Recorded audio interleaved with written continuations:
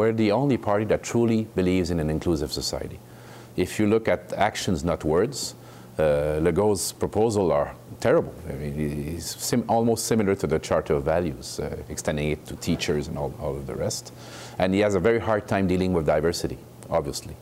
And the PQ, of course, for the same reason, is now trying to appeal to the English-speaking community in Quebec as something nice, but come on, let's be real here, and we're not kids. We know what they want to do.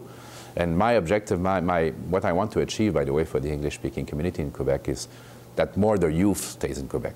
And that, for me, that is very, very important. If we're going to have a point of contact in my staff here, because I've met the community network group, and we're meeting all the other groups and the other communities, I want them to have easy access to me upstream of the policies. What I realized talking with the community network group is that we presented bills, and then they had to deal with the consequences for them and try to mobilize everyone to bring the changes that were necessary. Take education, that's the best example.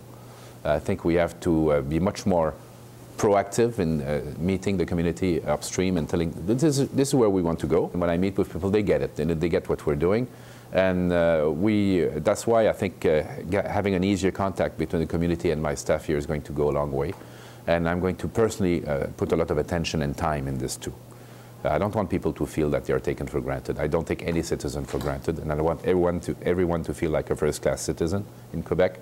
And again, I want the youth, the young English-speaking Quebecers to stay with us. Until now, I've been resisting to the idea of a specific minister for English-speaking Quebecers, because in my mind, which is totally on the side of inclusion and one class of citizen, it creates an image of having different populations in Quebec. And for us, for me particularly, you talk about emotion.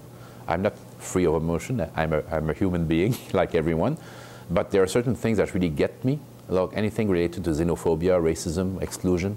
I get really, really angry about that, and I don't want our society to become a society of that kind.